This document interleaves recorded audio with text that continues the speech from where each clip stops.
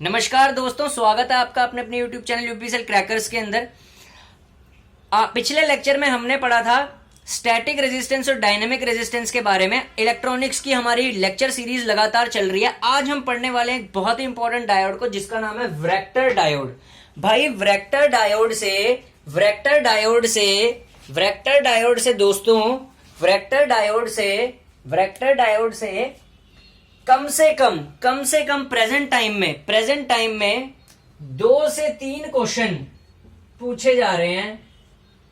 ठीक है, यूपीपीसीएल हो गया, एलएमआरसी हो गया, और हो सकता है जो पावर ग्रिड का एग्जाम होने वाला है उसमें भी व्रेक्टर डायोड से क्वेश्चन पूछा जाए।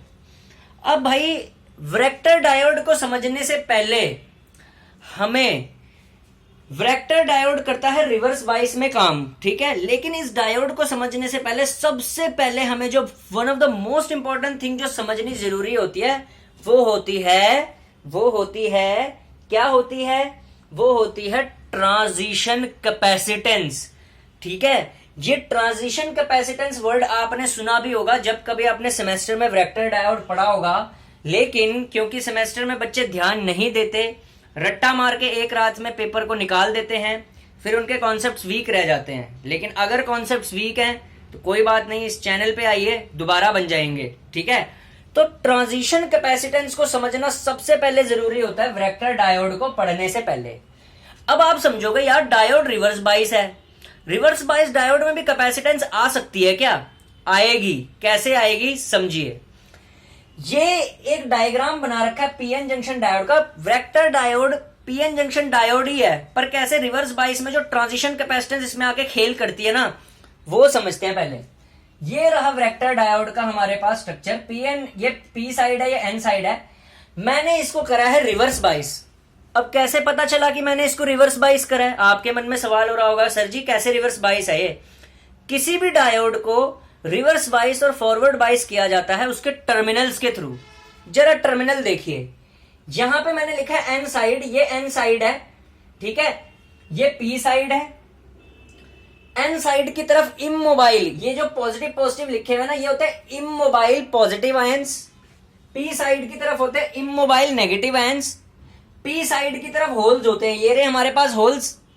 एन साइड की तरफ इलेक्ट्रॉन्स होते हैं, ये रहे हमारे पास इलेक्ट्रॉन। एन साइड की तरफ क्या होते हैं? इलेक्ट्रॉन्स। ठीक है, अब ये रिवर्स बाइस कैसे हैं? एन साइड कनेक्ट है पॉजिटिव से बैटरी के, ठीक है, यानी कि एन साइड को पॉजिटिव से कनेक्ट कर रखा है। जब बैटरी के उल्टे टर्मिनल से कनेक्ट करते हैं ना तो रिवर्स बाइस हो जाता है, यानी कि एन साइड को कनेक्ट किया पॉजिटिव से, पी साइड ये होल्स वाली, इसको मैंने कनेक्ट किया हुआ है नेगेटिव से।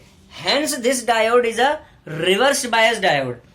अब ट्रांजिशन कैपेसिटेंस इसके अंदर कैसे आएगी? देखिए, जब भी कभी डायोड को रिवर्स बाइस किया जाता है, ठीक है, जब भी कभी डायोड को रिवर्स बाइस किया जाता है तो रिवर्स बाइस करने से ना जो मेजॉरिटी चार्ज कैरियर होते हैं डायोड के ना, वो दूर भागते हैं, दूर। ठीक है, कैसे? ये देखिए कैसे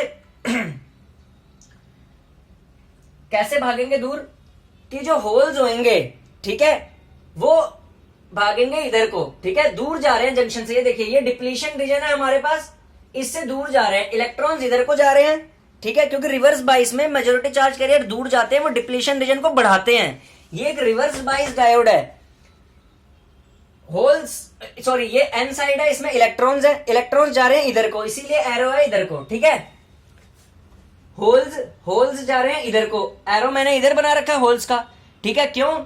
होल्स होते हैं पॉजिटिव और बैटरी का टर्मिनल नेगेटिव, तो ये अपने इधर को खींचेगा होल्स को, ठीक है ना। अब इलेक्ट्रॉन्स है नेगेटिव, इधर है टर्मिनल पॉजिटिव, तो नेगेटिव पॉजिटिव को अपनी तरफ आकर्षित करेगा।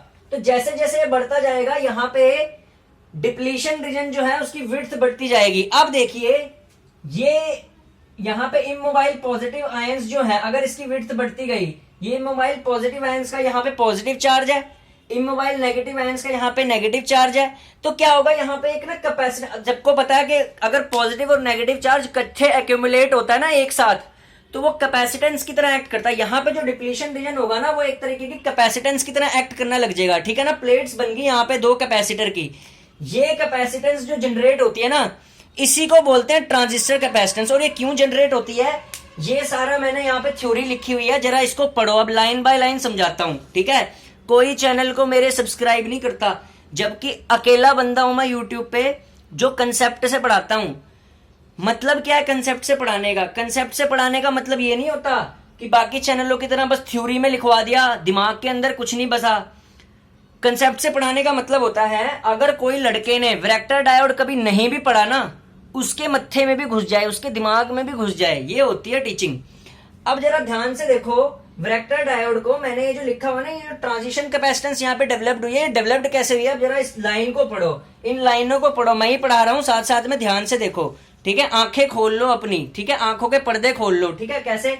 When ever PN junction is reversed बाइस, जब भी कभी पीएन जंक्शन को रिवर्स बाइस किया जाता है, electron and hole move away from the junction, ठीक है। इलेक्ट्रॉन और होल मूव करते हैं दूर जंक्शन से। ये जंक्शन था, यहां से दूर मूव करे, पी के होल्स इधर को मूव करे, इलेक्ट्रॉन्स इधर को मूव करे एन से, ठीक है, ठीक है, अवे फ्रॉम द जंक्शन, ठीक है। That is holes from P side and electron from M side move away from the junction. Due to this movement there is a change in charge D Q. इस movement की वजह से change होता है charge में, जिसको change को denote करते हैं डी क्यू से। ये यहां पे लिखा हुआ है D Q, change in charge D Q with the change in voltage DV.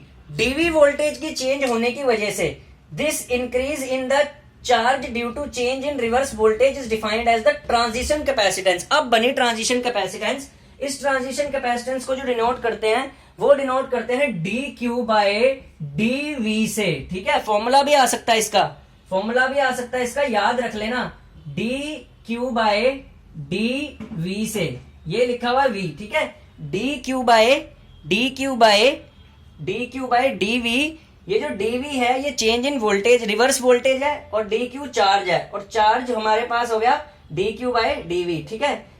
ये कैपेसिटेंस, कैपेसिटेंस है, ये चार्ज है, ये हमारे पास डीवी है। इसको बोलते हैं ट्रांजिशन कैपेसिटेंस। को सी फुट में टी से डिनोट करते हैं, सी टी, ठीक है, ट्रांजिशन कैपेसिटेंस।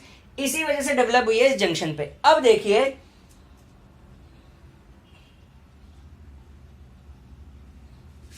अब ये जो ट्रांजिशन कैपेसिटेंस है ना, इसका सिर्फ एक नाम किताब में लिखा हुआ है ट्रांजिशन कैपेसिटेंस, लेकिन यूपीपीसीएल का जो एग्जामिनर होता है वो इतना तेज होता है, वो इसका नाम बदल के भी पूछ सकता है। इस ट्रांजिशन कैपेसिटेंस के दो और नाम होते हैं, दो और नाम होते हैं, वो सिर्फ मेरे को ही पता है।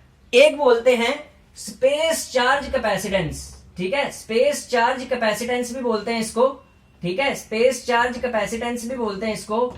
और एक और नाम से भी बोलते हैं, उसको बोलते हैं डिप्लीशन कैपेसिटेंस, और डिप्लीशन कैपेसिटेंस के नाम से भी इसको जाना जाता है, ठीक है, डिप्लीशन कैपेसिटेंस के नाम से भी इसको जाना जाता है। यानी कि जो भी वैरेक्टर डायोड में ट्रांजिशन कैपेसिटेंस डेवलप होती है उसको स्पेस चार्ज कैपेसिटेंस भी बोलते हैं और डिप्लीशन कैपेसिटेंस भी बोलते हैं।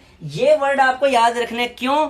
एग्जामिनर बड़ा चालू होता है पेपर फ्रेम करने का। हो सकता है वो आपको ये पूछ दे कि भाई ट्रांजिशन कैपेसिटेंस की जगह ऐसे भी बोल दे कि स्पेस चार्ज कैपेसिटेंस किस डायोड में होती है, किस में होती है? आंसर आएगा वैरेक्टर डायोड। अगर उसने पूछ दिया डिप्लीशन कैपेसिटेंस किस डायोड में होती है, तो वैरेक्टर डायोड में ही होती है। सीधी सी बात है, ट्रांजिशन कैपेसिटेंस को स्पेस चार्ज कैपेसिटेंस भी बोलते हैं, डिप्लीशन कैपेसिटेंस भी बोलते हैं। ये तो रहा इसका कंसेप्ट, ठीक है। अब देखिए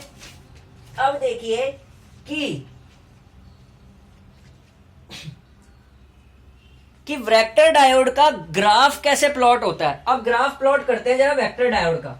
भाई इंजीनियर असली वही होता है जो कैरेक्टरिस्टिक प्लॉट करता है। अगर आप किसी चीज की कैरेक्टरिस्टिक्स नहीं ना प्लॉट कर सकते, इसका मतलब आपके कंसेप्ट क्लियर नहीं है, ठीक है, याद रख लेना।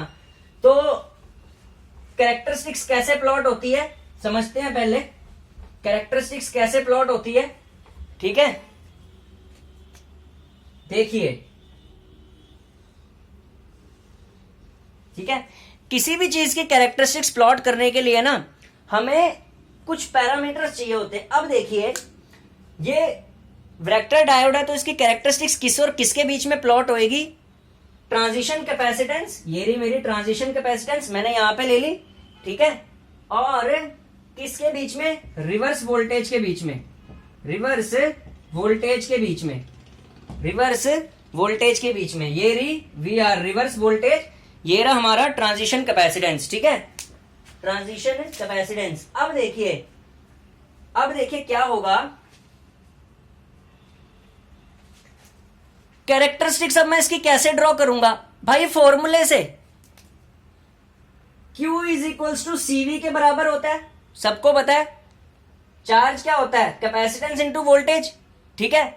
अब वैक्टर डायोड की कौन सी कैपेसिटेंस है, ट्रांजिशन कैपेसिटेंस, तो मैंने क्या लिख दिया, Q is equals to CT into V, ठीक है।